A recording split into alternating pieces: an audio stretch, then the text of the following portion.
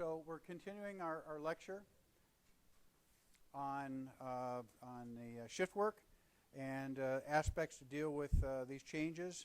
So obviously ways to minimize exposures on third shift. What are the hours of third shift now? What time to what time? Midnight to 8. Thank you. Okay, so the work practice, so what they can do outside of work to reduce the negative health consequences. Who's best suited for third shift work? You guys, right? Who's poorly suited for shift work? Me, right? You. Yeah, that's exactly right. It's I would be a poor candidate for midnight to 8 in the morning. Might work out for a little while, but probably long term, not so good.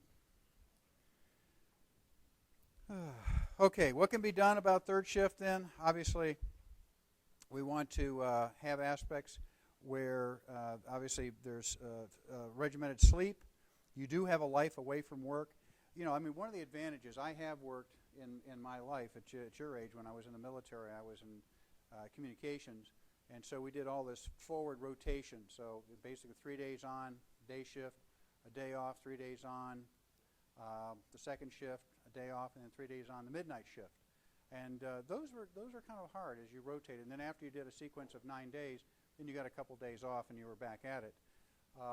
But in doing that, one of the advantages from a midnight to 8 is that you can do a lot of your errands and things like that during the daytime when most of the people are working, right? So if you have banking to do, or you have issues with Comcast or whatever, right? You can go see them during regular hours. Whereas most instances, if you call and you say, well, I want someone to come to the house to fix this television connection, and they say, well, okay, can you be there from 10 in the morning till 2 in the afternoon? I say, are you kidding me? The reason you're getting paid is because I'm working. And then like say, well, we're not going to come any other time. You say, well, it gets really frustrating, right? So that's probably one of the advantages I found to third shift work, is that you can get things done while everyone else is working, but not a lot beyond that. So life away from work. Why? Because a lot of times, you don't have any social engagement because people are working. So that's a problem. The immune system is under attack because you are working off shift. Digestive system, as I mentioned. Diet and exercise are important. Having a healthy heart and basically playing it safe, not pushing yourself to your limits and causing issues from that third shift. Sleep is important. Keeping the bedroom as dark as possible. Blackout shades. I don't know if anyone from Alaska or lived in Alaska for a while. They have a heck of a time during the summer because it's light. All basically from June until about August or so, the sun hits the horizon, and it's up the whole time. It dips and it goes back up and goes around again. It's amazing. When I went there, I was up for 3 days. I was like just blown away that it just never got dark. I was like, wow, this is crazy. But then by third day, I was like not doing so well. But the thing is that the way they deal with it, for the mostly light, is they have blackout shades and everything, just make that room totally dark, so the body shuts down. And sleep. But then there's and that is perpetual night, which is what they're kind of going through now. They are losing, in Alaska, if you're in Anchorage, 7 minutes of daylight per day. Think about that, 7 minutes per day. You notice that difference by the end of the week in terms of how the day's getting shorter and shorter in terms of any available sunlight. So what happens is and the drinking gets really heavy, and they have lots of issues when it comes to the 6 months of darkness. So something to keep in mind. So the idea is that how do you adjust when you have perpetual light? How do you adjust when you have perpetual darkness? It's a tough business up in Alaska, but the idea is to get yourself into a routine. So going to bed right away when you get home. Hang do not disturb signs so people aren't clanging and banging around. Exercise when you get up. So definitely get out. I have found for me, exercise is critical just in terms of blowing things out. Wearing dark sunglasses for the drive home. The idea is that if you're in a really bright light and so on, it's basically alerting your system, right, and causing the hormone imbalance. Lowering your thermostat, make it cool in your room to sleep. Keep the bedroom quiet. Of course, that ties in with the do not disturb sign. And try to sleep at the same time, and then, if possible, take a nap. More and more people are encouraging naps at work, which I think is kind of interesting, to take these little cat naps. Some of you may have done it in class. I don't know. Maybe that has happened on occasion. And not one to throw any stones, but if you go to any seminars, look around at faculty. And you'll notice that in the faculty meetings, sometimes even at the Senate meetings and others, faculty, they're just gone. The only thing that, it gets embarrassing, they bounce their head off the table or something. But, they do too. They take these little cat naps, and the idea is it refreshes. So now they're saying that while you're at work, close the door and say, for this period of time, usually about 20 minutes or so, you're out. You're just going to take a little cat nap. Having a life away from work, social events, and so on, specific, the ones that you're with, let them know you're not going to be available, but in specific times. Share the understanding of shift work challenges with friends and family, so you understand what you're going through, that you're not being antisocial. The immune system, limit exposure to germs when possible. Washing your hands, more and more washing their hands is a big deal. They have now YouTube vignettes on washing your hands and keeping from the transmission of germs. Taking vitamins, it's just one-a-day vitamins. Okay, don't go crazy with all this other stuff that's out there. Get your immunizations. Everyone got their flu shots yet? All right, who hasn't gotten the flu shots yet? Come on. Herd immunity, right? Herd immunity. If you're not doing it, guess what? The only one safe back there is the person that raised their hand. So get your flu shot. It makes sense. To be fair, I got one about 6 years ago here. Got sicker than a dog. Oh. But it was just happened to be that strain and so on and so forth. But every year after that, I've gotten no issues with it. But it's worth getting the herd immunity. And each year these things come out. Sometimes they get a little more virulent. I have noticed that this year, the cold, the common cold that's being passed around, seems to be more virulent than in the past, and it's lasting longer. I don't know how many of you have cold? Had a cold already this season.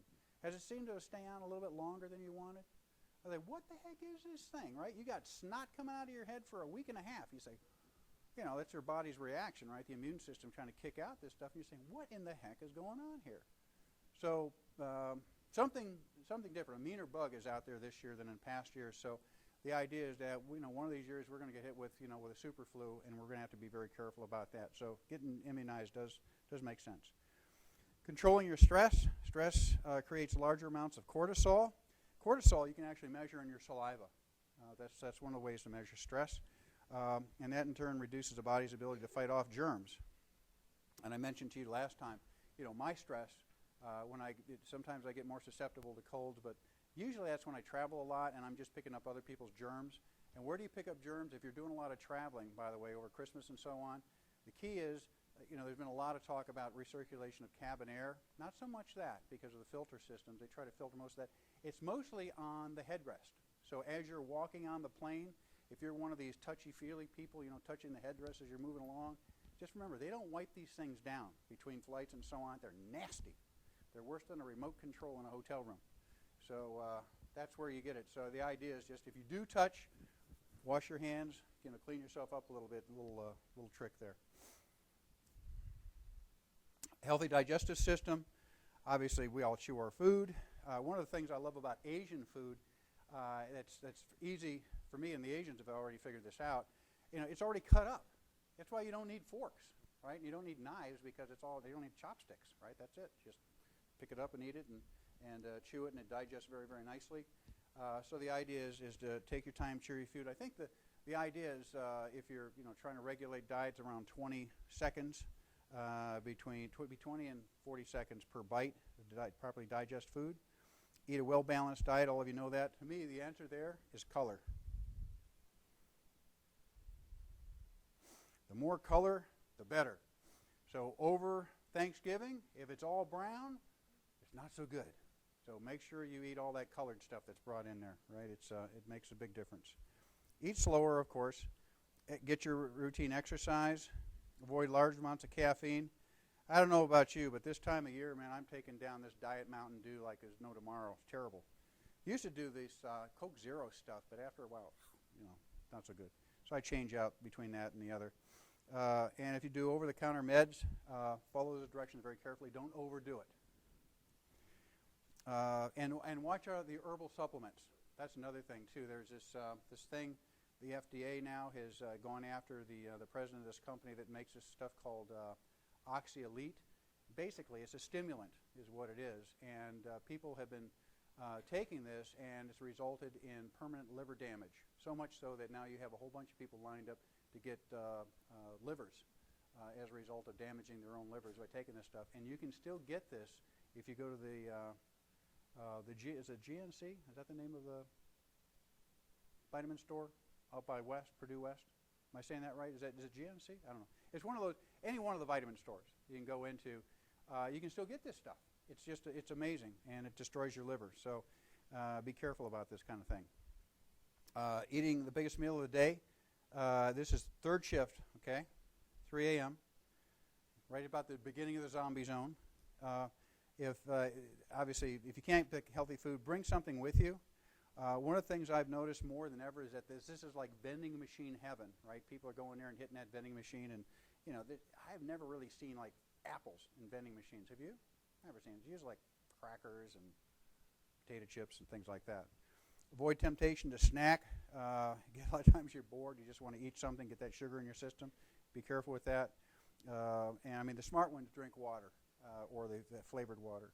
Drink at least 5 afternoons a week, or at least 20 minutes at a time, exercising. And then look at athletic leagues and so on that are geared to off-shift workers. A lot of bowling leagues and things like that are out there, which are kind of nice because it allows you to do this thing all year round.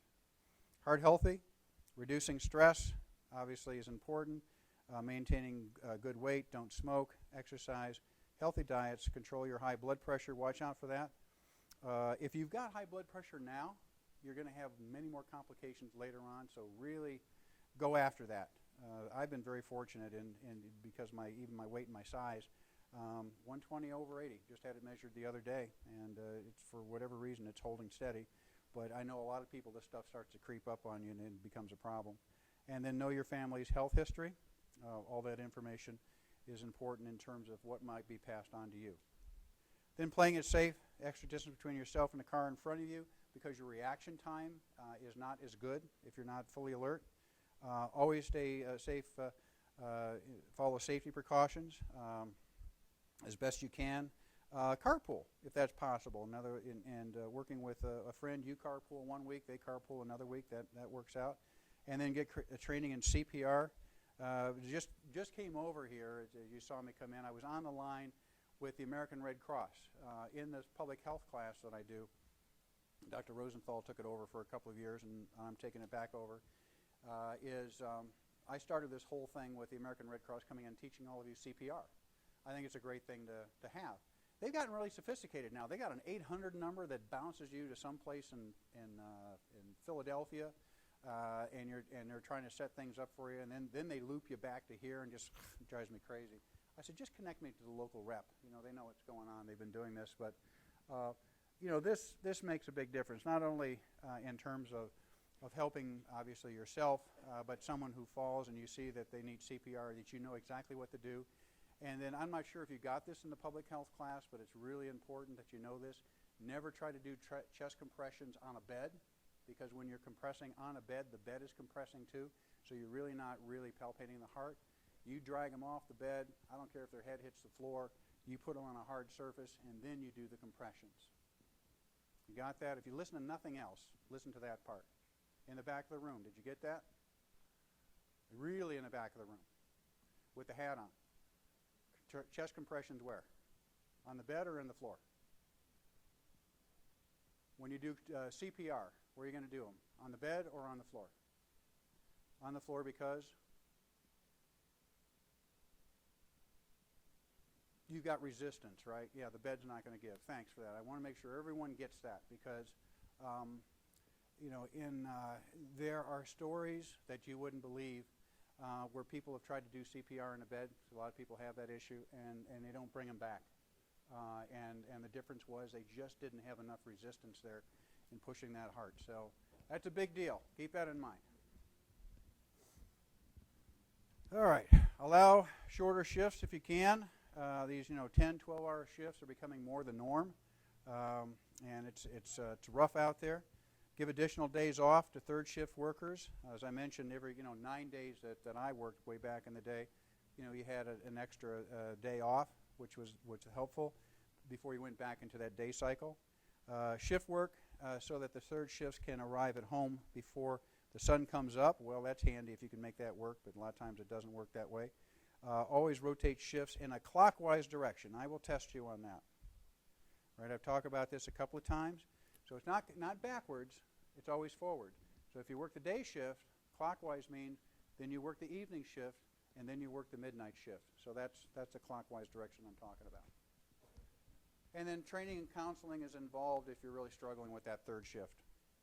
Domino effect. The more people work at the night, the more people are up at night. So there are all-night gas stations, more staff needed for hospital emergency rooms and so on because of the accidents that occur off hours. Restaurants and fast food chains are a lot of places now that are open 24/7. Never saw this when I was growing up. You would never see a fast food place open past usually 10 o'clock at night. And now, you've got midnight madness and even beyond that. And daycare centers that would be in effect to help you take care of the kids if you happen to be a working mom or a working dad who has kids. Engineering, where possible, use automation for that third shift. Use production processes that can be stopped at night if that's possible. And usually what I find is they bring in skeleton crews, if they can, on that third shift, just for maintenance operations, so there are less people exposed. And provide brighter lighting. And we've gotten much, much better about that, and you know a little bit about lighting now, during the night shifts to make it more daylight.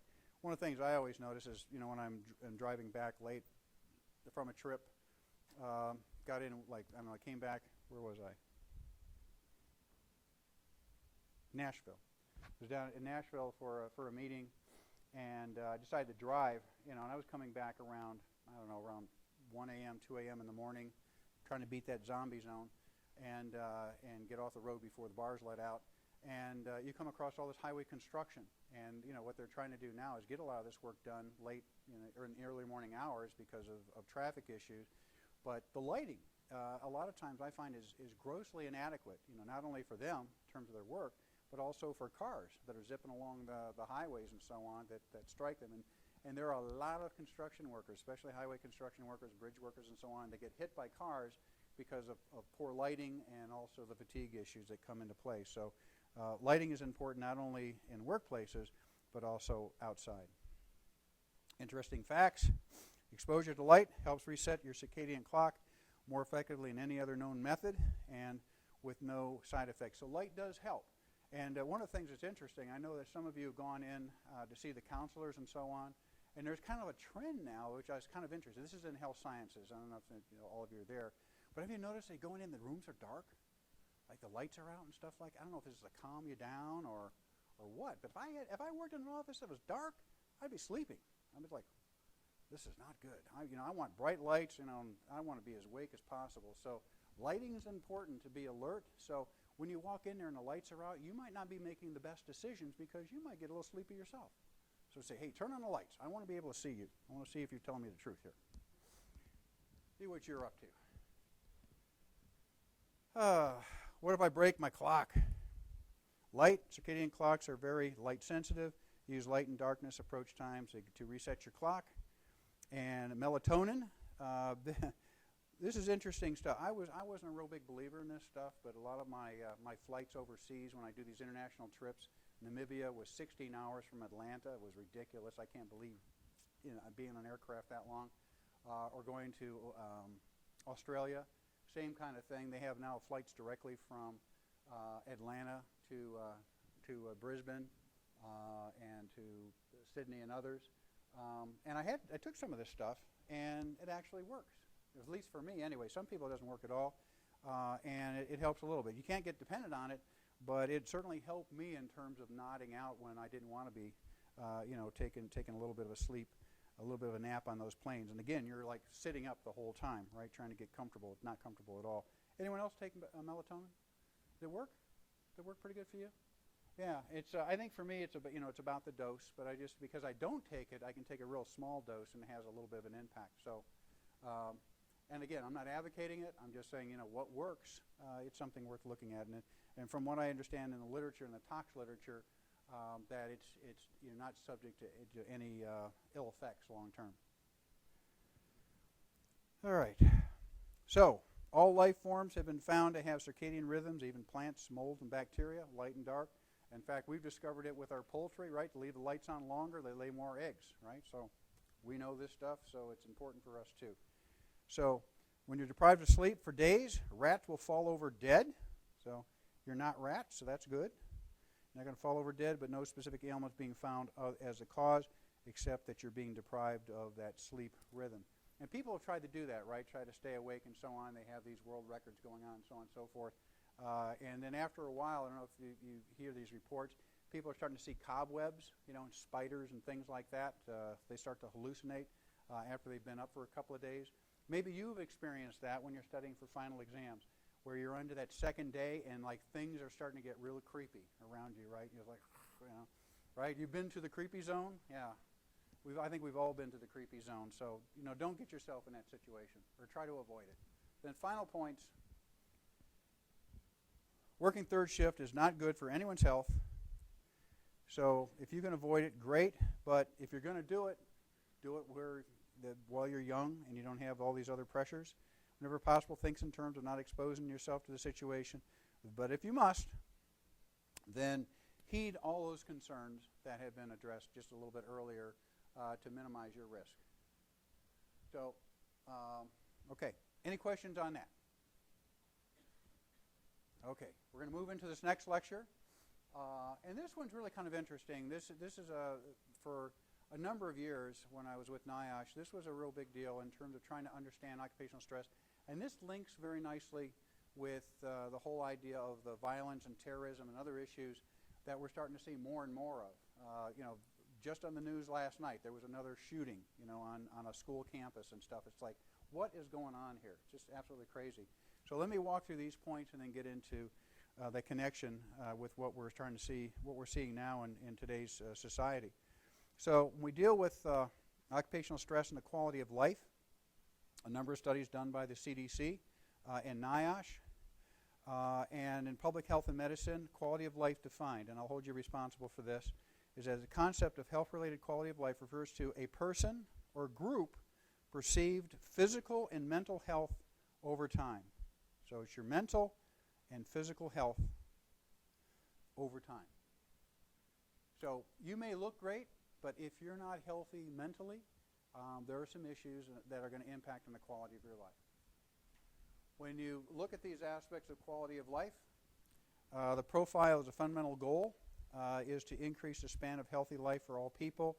So we want to have improved public health programs, improve social conditions, and improve private medical care. And so far, if you look at the Affordable Care Act issues, the debacle that's happening out there, we don't seem to be doing a really good job on the medical side of the equation, but I think that'll all get worked out. I really do. There are a lot of smart people that realize there's a big problem here, and it's going to get straightened out. So health-related quality of life issues. There was a big survey done with nearly 45,000 people. They were your age and older, 18 and older, resided in 21 of the 49 states, so a fairly good cross-section of America. The purpose was to take a look at and determine what is a quality of life as summarized by the following studies. So the key findings were Americans said they feel poorly about 5 days out of the month. Think about that. 5 days out of the month, life sucks. Don't feel so good. Americans said they feel healthy and full of energy about 19 days a month. So 5 days, life is not so good. For about 19 days, life's okay. So then we have more than 24 days out of the month. So what's happening to the others? It's kind of like middle of the road or you're absolutely miserable. Right? So as we continue on then, nearly one-third of Americans said they suffer from some form of mental or emotional problem every month. Think about that, nearly one-third. So if I were to come and look at this class, basically 30% of you, may have during the course of a month have some issues that are mental or emotional that interfere with the quality of your life. 9% said their mental health was not good for 14 or more days a month. So almost half the month, things aren't good. Younger Americans, these are adults, this is your group right here, suffered the most from mental health distress. This is your cross to bear right here in terms of what the issues that come up with you. And it makes some sense that physical wouldn't be, because you're at your prime of health physically, but the mental side of the equation, in the back of the room.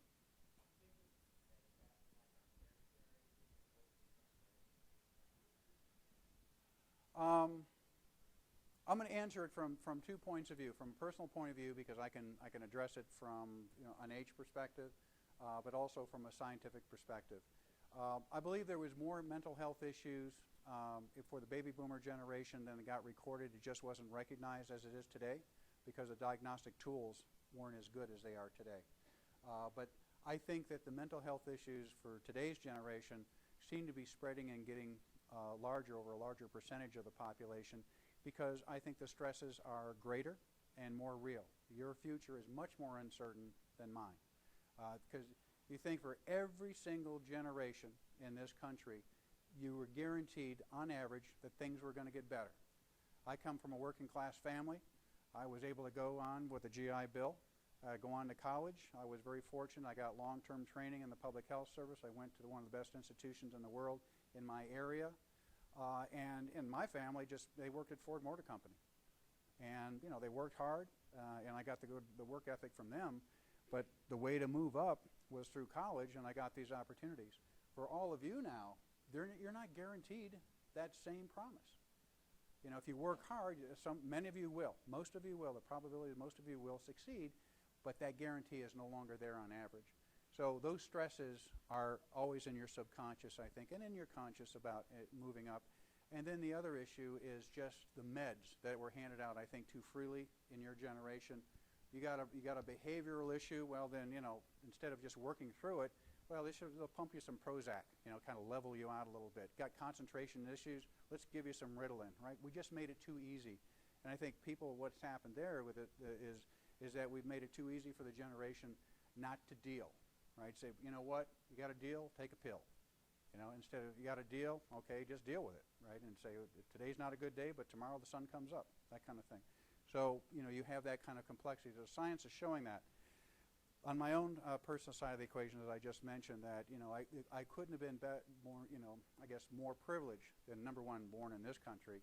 Number two, born after the generation from World War II that set the path forward to, the great America that we have today. But then the challenges you have in terms of where you are and what the next generation is going to be. So the answer to that in terms of this question right here, mental health distress and so on, I believe there's a larger percentage of people that have mental health stress issues than in the previous generation. Some studies are indicating that. The reality of it is that there are true pressures there, and there are consequences, obviously, from modernization, such as administration of prescriptions and so on and so forth, without really, people having time to deal with some of the consequences of stress. So it's a very complex thing to try to answer in one simple question. But I think on a personal perspective, I've been blessed. I have children and grandchildren. They're going through the same stuff you're going through, and I work hard to make sure that they have opportunities based on my blessings that I can pass on to them. But for many of you, these issues are real, and I do know, and there's no question in my mind, you're very smart, and you're going to figure this thing out. You're going to figure this out because you can't not figure it out. You can't take a pass on this, right? And so it's like saying, ugh, I got to think this thing through, and we're going to figure this thing out. You watch. You're going to do just fine. But right now, it just, these are tough times. And you notice it's a younger age, right? 18 to 24, because as you get older, you get in your groove and you figure out what you're going to do and your path forward, and things get better and better and better and so on. And that's the beauty of it. It's like right now, things look pretty dark because you're not sure what the next thing's going to be. Many of you don't know where you're going to be next year. If you're graduating, right, you're hoping you're going to get into graduate school. You're hoping something's going to be there.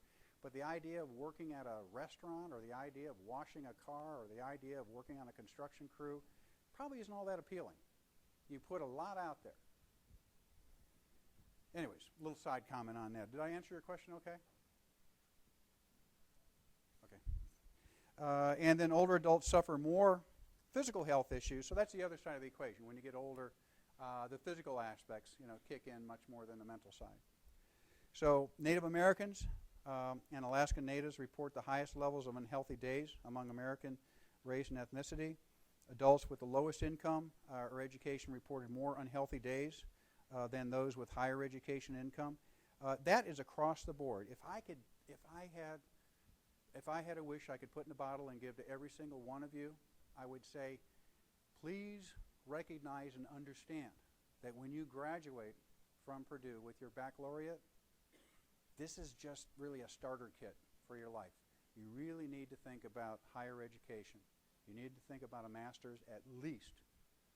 And then if you go on for a PhD, you're not doing that for the money. You're really doing that more for yourself, right? And more to give back. But health sciences in this business, you really don't have a whole lot going for you unless you go on for that next level. And I strongly encourage you to think about that. Whether it's a master's in public health, whether it's a PT, OT, all these things that you're majoring and concentrating in right now, you go for your dream. Don't give it up. I just wrote a letter of recommendation from a student, like kind of my students in the back of the room, just talking and chit-chatting and not really focused on things. 3 years later, this student finally gets it and says, geez, I went on for my master's in biology, trying to get into medical school, this and that and so on. Then they worked at a medical clinic. They finally have pulled it all together, and now they're going off to medical school because these letters of recommendation came in, and they basically, that intersection between their maturity and their ability and getting on top of their game after getting through Purdue all came together. It may not come together next year for you, but it may come together a couple years down the line. So you have to think about that. And please know, if there's anything that I could do, any wish for you, it would be for you to see and live your dreams that you want to do, but you've got to go for it. You've got to earn it. You can't just sit back and let it come to you. It's not going to happen. So chronic diseases, high level of unhealthy days for Americans. Takeaway lessons then, and this is my opinion, most significant lesson as you can learn from this is that these are all working Americans. Basically, anyone who's 18 years or older. On the younger side, you have mental health challenges. When you're older, you have physical health challenges. Death and injuries in the workplace, over 5,000 workplace fatalities due to unintentional injuries, about 4 deaths per 100,000 workers. On the job, about almost 4 million Americans suffered disabling injuries. Motor vehicle crashes, see, it comes back into play, doesn't it? Accounted for 2,200 of the 5,300 workplace fatalities.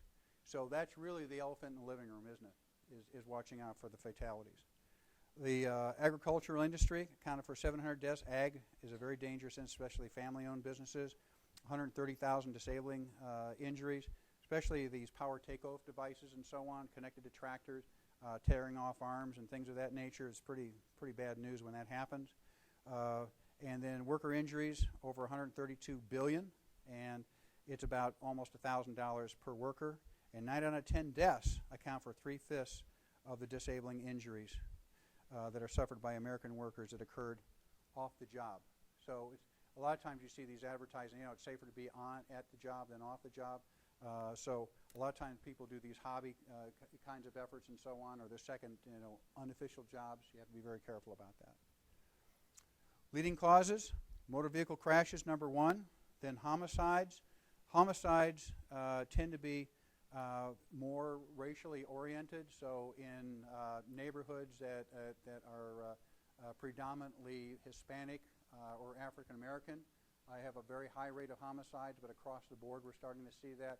But primarily this is driven more by economic issues. So there can be mixed neighborhoods with high amounts of homicides and so on, but the numbers show much higher homicide rates in ethnically divided neighborhoods. Machine-related incidents, including agriculture, then falls, electrocutions, and being struck by something that falls on you. Male workers had job-related fatality rate 11 times higher than for females. Any reason for that? There's lots of reasons. One you could say, well, males take more risk-based, behavior approaches to work.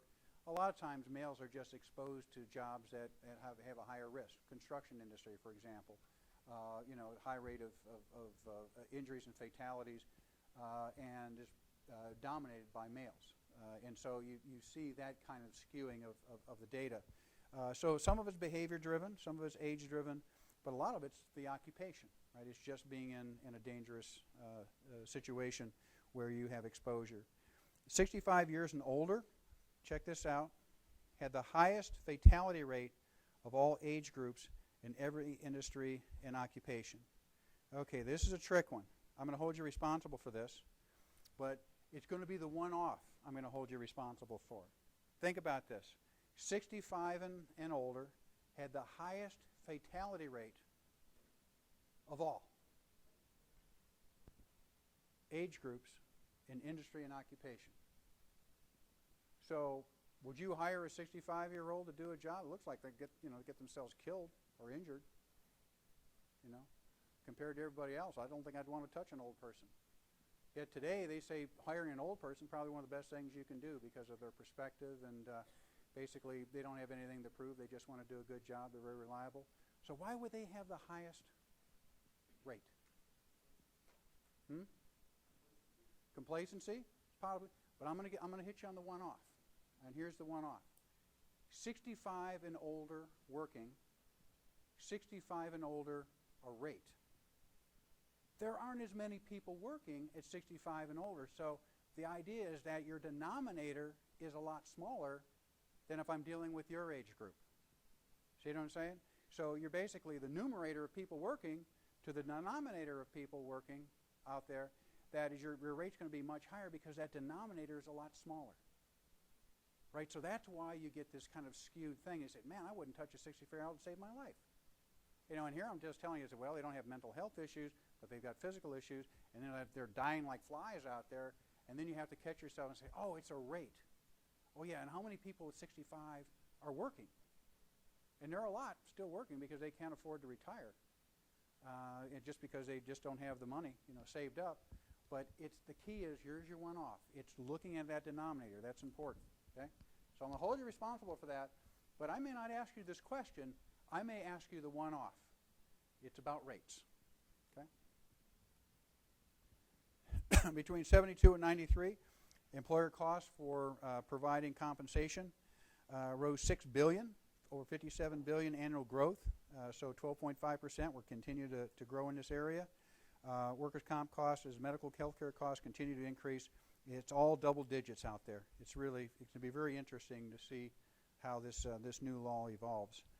A 91 study found that only 60% of people actually were reimbursed for injuries received workers' comp, only 60%. So there's always that struggle going on, and I heard from a couple of you earlier on when we talked about this issue of families and friends that are struggling in terms of trying to get compensation for a true workplace injury. Takeaway then, only a fraction of health care cost and earnings are lost through work injuries and illnesses are covered by workers' comp, means that their indirect cost to you and the employers are substantial and can be very significant over time. Impact then, reduced income, depletion of your savings, loss of homes. Seen a lot of that.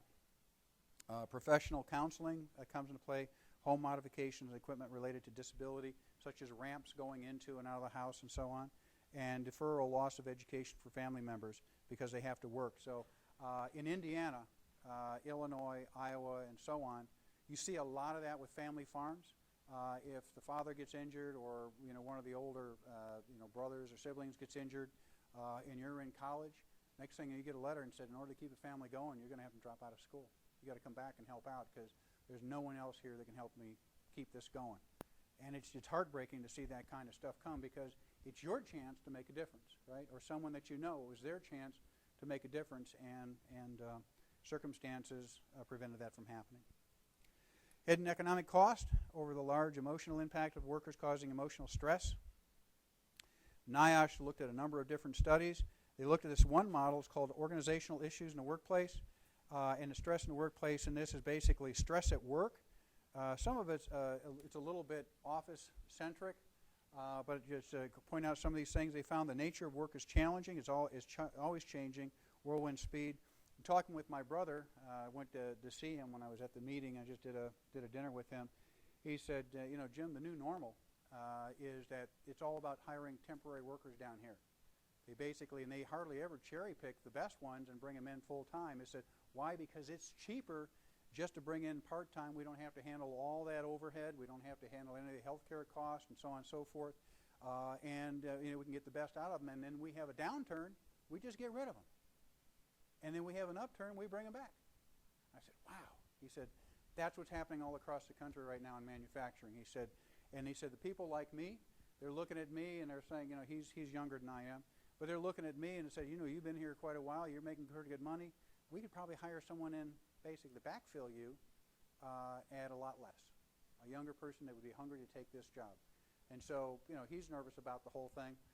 In terms of the change that's happening, but that's what's going on out there in your world today. Whereas in my generation, it used to be you'd stay with a company a lifetime. Now your average stay for job is 5 years or less. That's your new normal. It's kind of interesting. Causes of job stress. Everyone agrees. Job stress results from the interactions of the workers and the conditions of the work. They view on how it comes about. So results require basically exceeding your ability, your capabilities and resources, and the needs of the worker. That's when the stress sets in. So according to one school of thought, these differences are really important in terms of the coping style. And this is a difference between one person and another. I could look at one of you and look at another, and I could say, have you been insulted lately? And say, oh yeah, one way or another, someone insulted me. And one person can take it and just completely blow it off, and the other person absorbs it and stews on it and react differently over time. And that's really the key, is how you react to the stress. That's critical here. So job conditions then, design a task, heavy workloads, infrequent breaks, long hours, hectic work routines, utilize workers, don't use your skills. And that's the other thing. So one of the things that you're going to find very frustrating if you happen to be one of those few students that gets out there, you've got this great Purdue degree, you're ready to go, but you had no place to go. So now you're just hanging out, working these odd jobs and so on, and you're working around these people that seem like vegetables to you. It's like, how in the world did they even get in today, and now they're barking out orders to me? I guarantee you that's going to get real old real fast. And you're going to say, I've had enough of that. I got to get out of here, because they are not taking advantage of what you have upstairs. That's the problem with the physical work life. And you're going to see through it. It's just going to drive you crazy. Little sense of control. That's the other thing comes up. So here's the stress model that I think is really important, and the one I just illustrated. Stressful job conditions. Basically, what happens is some people, they insult you. They call the whole sticks and stones will break my bones, but the names will never hurt me, that kind of thing. Well, the deal is that there's some people, especially you've seen it in the news lately with this texting and bullying and so on, that especially girls, they basically they feel so tormented by this whole thing, they feel so worthless that they go out and they end their lives. Just a couple months ago, there was a big national thing about a girl that went up into a water tower because there was a ringleader, female bully, and she had 3 or 4 other girls kind of chiming in at the same time, well, why don't you just go kill yourself? And she did. It's horrible, absolutely horrible. And that's what happens there. It passed through her. She absorbed it and believed it and felt she was worthless, and she ended herself. There are others that say, you know what, just go take a hike. Whatever you say, whatever you do, I think you got an issue, and I'm not going to take it. And you just move on with your business, right? It's the old adage I like to use about the monks. They come to a river, and I think you've heard variations of the story. And there's this woman and boy trying to get back across the river. The river has gone up, and the monks have taken a vow of silence for a month, not to say a word. And one monk says to the lady, you jump on my back and put your son on my partner's back, and we'll get you across the river. They get him across the river, and a mile down the road, one monk just can't handle it anymore. He said, we took a vow of silence, and you said you weren't going to talk, and there you did. You talked to these people, and you got them across the river, and he said one to the other. He said, you know what? We carried them across the river. It seems like you're still carrying them. In other words, don't carry baggage you don't need to carry. What's done is done. Move on, right? So it's easy to have that philosophy. It's easy to tell you that. But if you're an absorber that's just so hard to break, right? Because it's like it's in your head and you can't shake it. But if you can do this, if you're one of these people, God love you, because you're all unique, you're going to be successful, and there's no one that's going to dictate to you what your day is or what your future is going to be unless you allow it. Okay, so that's a very important stress model. Lack of participation by workers in decision making, poor communication in the organization, family-friendly policies to allow you in there. So every year, talking to the ladies in particular now, look at that Forbes 400 rating. Which ones are the most family-friendly? You know, if you have a child, as you saw, I have a new grandson by my second daughter. She gets 6 months off. She works for a very, very good company, a consulting company. It's based out of Chicago. And that policy is that we're going to invest in you, and we're going to give you 6 months of paid time, pregnancy leave, to take care and bond with your son. 6 months. Most places won't even let you off 4 weeks. They say, man, if you can be gone for 4 weeks, we didn't need you. They're saying, we value you so much, we want you back, but more importantly, we want you back as a family. So think about that. All right, management style, lack of participation by workers' decision. Oops, sorry about that, covered that. So we have headaches, sleep disturbances, difficulty, daydreaming, constant short temper, upset stomachs, job distraction, and low morale. If you can't read these very well, you can download this publication. It's listed in this list of slides. So the stress model in interpersonal relationships, poor social environments, conflicting and uncertain roles. There's too many hats to wear. And that's what's happening more and more. Less of you doing more work. Not good. So office stressors are put into place. And then your roles then, the expectation is that we went into, this is one of your answering things, your call centers that came, we were doing an ergonomic evaluation in the call center.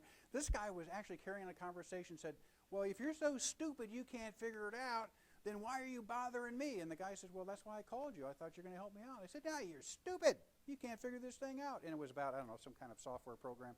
And I'm looking, I couldn't believe the guy was actually talking to somebody. And I said, this guy does not have a future with this company. It's not going to work real well. And he really was having this argument with a customer. And their problem was they have all kinds of workstation issues and so on. I think they have all kinds of stress issues as well. So career concerns then, obviously job insecurity is a big issue, and rapid changes in which you're unprepared for changes at work. So interacting with people face-to-face, dealing with people on the phone. Be so careful about your phone etiquette. You can't take it away. Environmental conditions, unpleasant, so a pleasant environment, not hot rooms, not cold rooms, comfortable rooms, good air movement and so on really help. Look at this. By Northwestern, percentage of workers who report their job is extremely stressful, 40% reported that. And then 26%, about a quarter right there, they were very often burned out or stressed by their work. It's amazing. High percentage. Nearly a third reported quite a bit or extremely stressed at work, so constantly stressed. And then what can be done? One, stress management comes into play, provide these things. These are, with the bigger programs, these employee assistance programs are really key. The problem is that they have them at Purdue. The problem is that most of the employees are afraid to go there because there's this network they feel is this backdoor thing that happens as you go in and say, mentally I've just got a lot of issues and so on, I can't deal with this. They feel that somehow if the Purdue management gets a hold of this thing, human resources, they can say, aha, well there's a report right here that shows this guy doesn't handle stress really well, and maybe that may be the cause of why they had this bad interaction with this student. Not saying that happened, but there's a perception that kind of thing might occur. Even more paranoid with staff in terms of, they're trying to figure out a way to get rid of me, right, if they go in for that. But they can save lives. They are worth what they're billed to be, and they're supposed to be extremely confidential, just between you and them. Organized change. This is really important in terms of the EAP programs, reducing stress, really bringing in a consultant and figuring out what's going on, having that third person there. So the idea is organizational change and stress management will help with a healthy environment. To ignore it and put your head in the sand can cause lots of problems down the road. I've seen it happen time and time again. Preventing stress at work then is a comprehensive approach. The workload is in line with what you can do. Design the job so it's meaningful and stimulative. Clearly define your role and responsibility. So what does it want me to do and when do you want it? That's a lot better than saying, I want you to do a whole bunch of stuff and I'll tell you if it's right when I see it, even though they may not know when it's right. So give workers opportunities to participate in decisions and improve communications. And that's what we're really in. If you think about the health sciences, what is it that you do? I do health sciences. Really what you do is you're in the communications business. What you communicate is health. Think about that. That's what we really are all going to be doing if you stay in this business. Provide opportunities for social interaction, establish work schedules, and I apologize in advance for moving through this material pretty quickly. Really should spend a couple of lectures on it, but you've sort of gotten my point of views in the other lectures. This one, it's something that not only do I want you to know, but I know that you're going to be involved in trying to solve this thing, because to me, what's happening today in our society, not only in the workplace, but also in general, just doesn't make a lot of sense.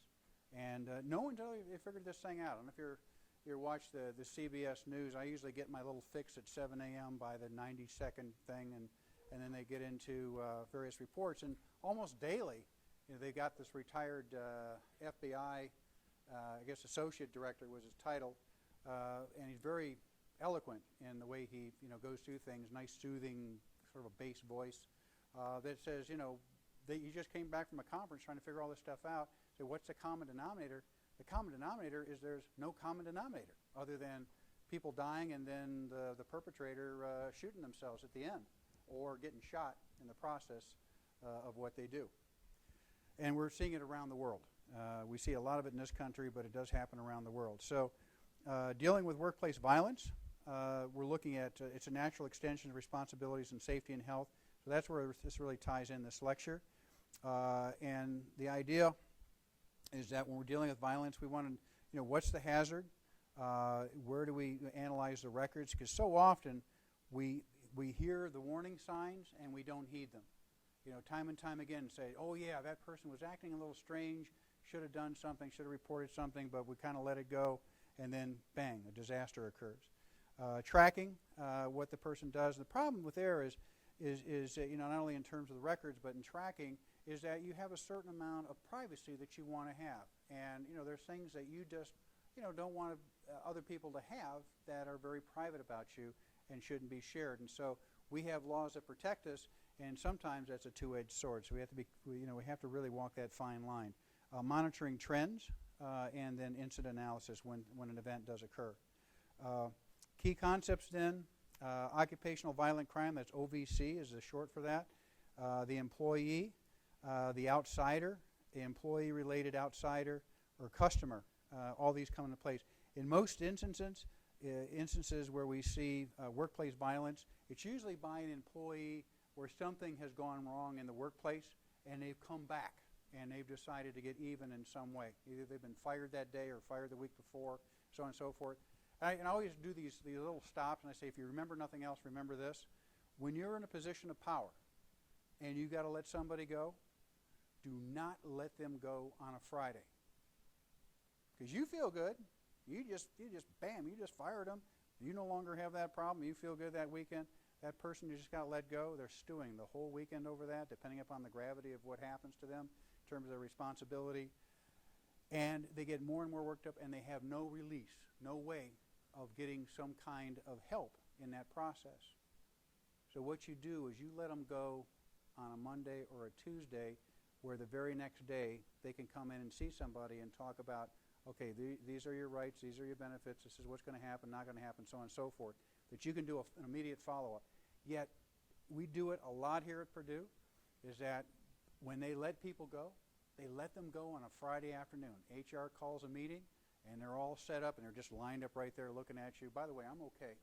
Just let you know, I wonder about me. I'm okay. But this is how it happens.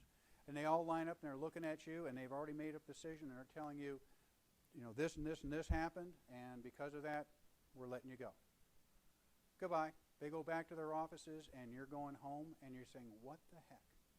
And now you've got that afternoon and that whole weekend to think about what happened to you and the consequences of that. So it is no wonder that people get completely out of their head and into a situation which could do harm, to that employer. And the employer wasn't looking for any of that kind of stuff. They just happened to be, that's, the time element that they did it. So don't fire anybody on a Friday. Okay? Monday or Tuesdays are better because they can receive counseling, because that's when people come back to work the next day and they can help out. And then this follows in the sequence of how the different things, the outsider, the stranger, the customer, and so on. Approximately 1 million people are victims of workplace violence. The incidence results in more than 1.5 million lost days of work. 40% of all violent acts in the workplace are committed by males.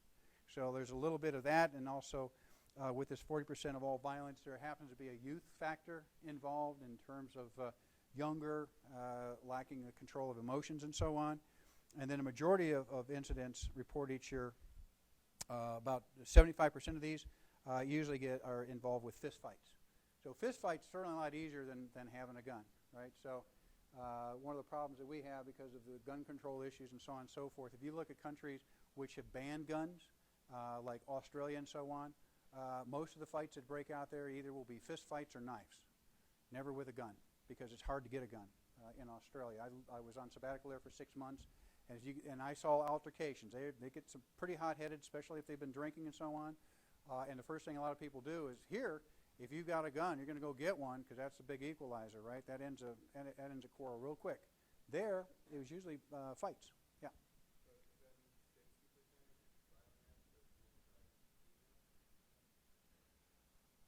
40% of all violent acts in the workplace are committed by males. No. Like where all the crack? It's a good question. Let me look into that. Where that came from? Yeah. I knew the women had some kind of thing going on out there. I didn't realize it was this bad. Yeah. Good question. Let me find out. There's obviously a mitigating factor in that. So let me find out. I'll put a big question mark there. Good question. Are the females the new group? Okay. By Tuesday. Okay, thanks for asking that.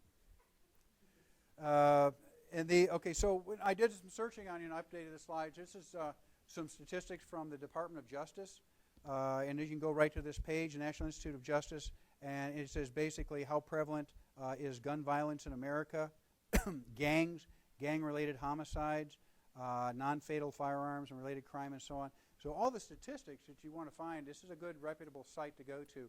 There are others that I've seen. I was getting on, and you can kind of Google it and go to Wikipedia and so on.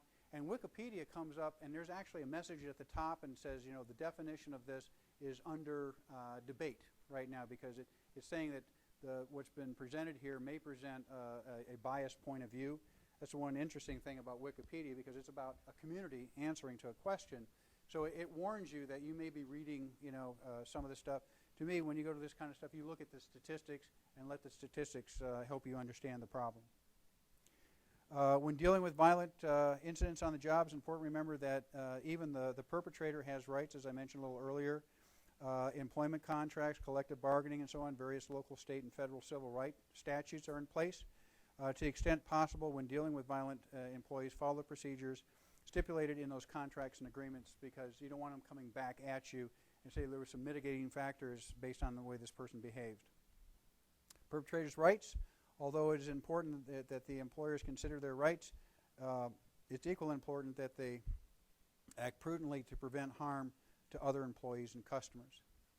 Liability, the exclusive provision in workers' comp laws provides employers with some protection in workplace violence, provided the incident is work-related, and when this is a cause, workers' comp is the injured employee's exclusive remedy.